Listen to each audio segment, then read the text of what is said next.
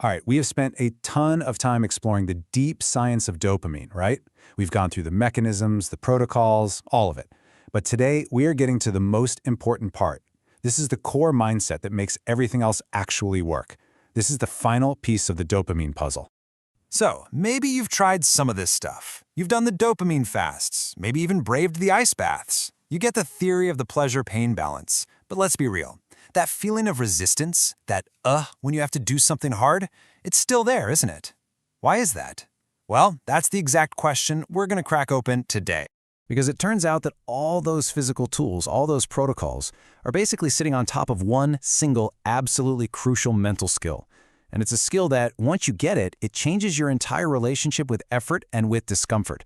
This isn't just another hack. This is the foundation everything is built on. To really get this, we've got to go back to basics. As Dr. Anna Lembke explains so well, our brains evolved for survival in a world of scarcity, not abundance. We are fundamentally hardwired to move towards things that feel good and, run like crazy from things that feel bad. It's an ancient instinct, a reflex that literally kept our species alive. And here is the giant paradox that sits at the very heart of our modern struggle. See, in a world that's just overflowing with easy pleasure, our instinct to constantly escape any and all discomfort has been kicked into overdrive. But what if? What if that very act of running, of fighting the discomfort, is the thing that gives it all its power over us? So this brings us to a really counterintuitive idea. What if the secret to making hard things easier isn't finding a better way to escape the pain? What if it's about learning how to lean into it, to just accept it? Think about it. When you face something uncomfortable, if you fight it, you're not just feeling the original challenge. You're adding this whole second layer of suffering on top. That mental battle of, I hate this. I wish this wasn't happening. Make it stop. But when you just observe the feeling without judging it, you completely remove that entire second layer. The suffering shrinks, the mental resistance disappears, and you can actually stay present instead of desperately looking for the escape hatch. And this is where Dr. Lembke offers this profound reinterpretation of that classic phrase, be here now. She realized it doesn't mean you're supposed to feel blissful or happy in the moment. No, it means being present with whatever is actually there, the restlessness, the anxiety, the discomfort, and just being okay with it, without trying to control it or change the feeling.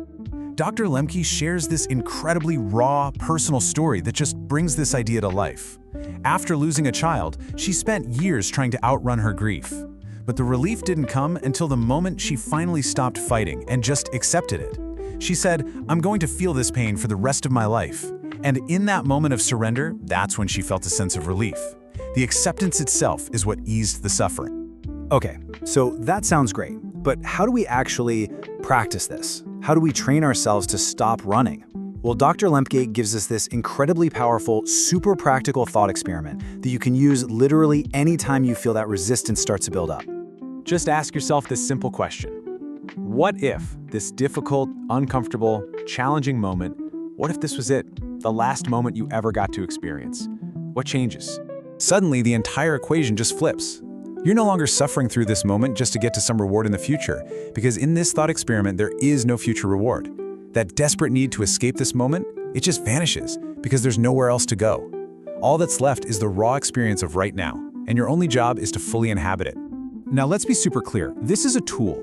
It's a tool for managing discomfort in the moment. It's not a life philosophy telling you to abandon all your future plans. It's a mental reframe, a trick designed to dismantle the resistance that makes hard things feel so much harder than they actually need to be. And what's so amazing about this is how this mental tool brings our entire journey full circle. It connects this high-level mindset shift directly back to the deep brain science we started this whole series with. Remember these little guys? The neuroadaptation gremlins? The ones that hop on the pain side of your pleasure-pain balance every single time you seek pleasure and eventually create that dopamine deficit. This is the core mechanism behind that feeling of being stuck. And this is what that actually looks like in the brain. On the right, you're seeing brains in a chronic dopamine deficit state.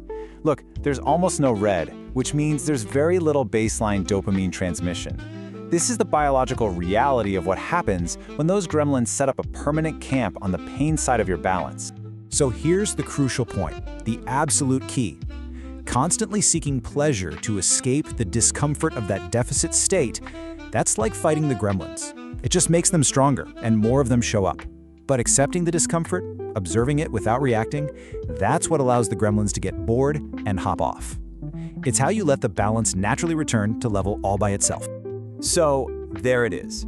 The complete picture. You now understand the deep brain mechanism, the pleasure-pain balance, and its gremlins. You've got the protocols to help manage it, and now you have the master mental tool, radical presence, that lets you work with your brain's wiring, not in a constant battle against it.